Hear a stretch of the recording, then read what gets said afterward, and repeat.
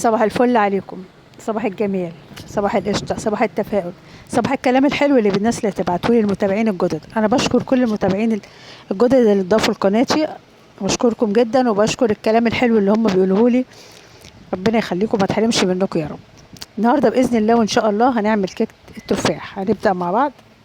السلام عليكم ورحمه الله وبركاته. اللهم صل وسلم وبارك عليك يا سيدي يا رسول الله.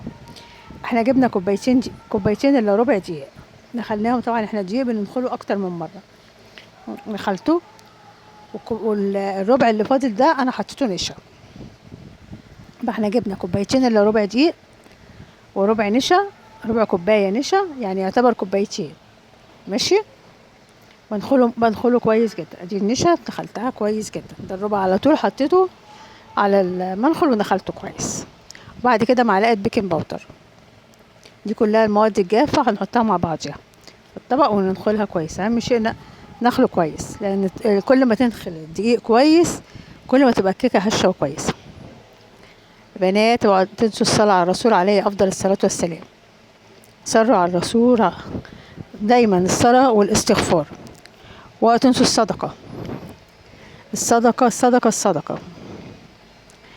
كده قلبنا كل المواد الجافة مع بعضها. وبعد كده هتجيب المواد السائلة كلها زي ما انتوا عارفين نحطها في الخلاط. ربع كوباية زيت، نص كوباية سكر، وبيضتين وعليهم فانيليا. المواد الجافة كلها المواد السائلة كلها بنضربها كلها في الخلاط زي ما انتوا عارفين. نضرب عمايل الكيكة مش محتاج مشكلة. بص، البيضتين بنحط عليهم فانيليا، وانتوا عارفين ان البيض بيتحط معاه الفانيليا والخل. الخل انا بحطه مع المية، وبضيف المية عليه. الاول بضرب السكر والزيت والبيض والفانيليا مع بعضهم، اضربهم كويس مع بعض. وبعد كده اروح حاطه عليهم كوبايه الا ربع ميه و3 معالق خل. الخل ده بيبقى كانه محسن كيك، بيحسن الكيك، بيحفظ الكيك. وخصوصا شايفين الجو اليومين دول حر قوي ازاي. كده حطينا كل المواد السائله في قلب الخلاط كلهم مع بعضهم مره واحده. وبعد كده قلبناهم كلهم مع بعضهم مره واحده كده. كله اتضرب في الخلاط، ما خدش وقت. حطينا بقى المواد السائله على المواد الجافه. نحط كل اللي احنا عملناه زي ما احنا قلنا قبل كده.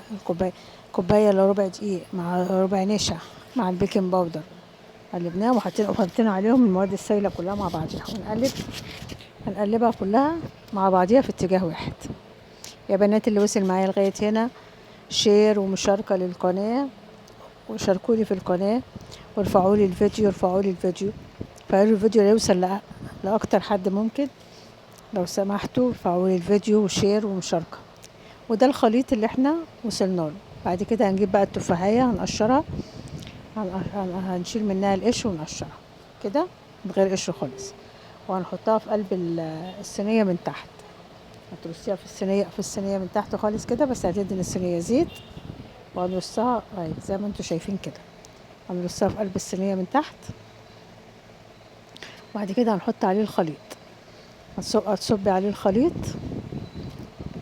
وهنساوي الصينية مع بعضها. وهنكون في فرن، مشغلين الفرن من قبليها. من اول ما بنبدأ نعمل الكيكة هنشغل الفرن. بعد كده بقى نزلنا العجينة على التفاح، وهنخبطها في الطرابيقة على الرخامة خبطتين. ودي شكلها بعد ما خرجت. شايفين شكلها عامل ازاي. هنقلبها بعد ما تهدى خالص كده. بعد ما تهدى هتروح قلبها. انا قلبتها زي ما انتوا شايفينها كده. بصوا شكلها بعد ما اتقلبت، وشايفين منظر التفاح. ده التفاح. وبعد كده حطيت لها صوص شوكولاته. جبت صوص شوكولاته وحطيته لها. وجبت تفاحه قطعتها زي ما انتوا شايفين كده. بصوا تفاحه قطعتها وفي ميه بسكر، حطيتها على البوتاجاز تطرى شويه العسل كده، وتروح تطرى. ورصيتها بقى، ترصيها انتي بقى بذوقك بقى كده. ودي شكلها في الاخر. شكلها بعد ما زوقتها بقى وحطيت لها التفاح. طبعا انت هتزوقيها بذوقك. انت حطيت عليها صوص شوكولاته تاني من فوق التفاح. وبألف هنا وشفا. متنسوش اللايك والمتابعه.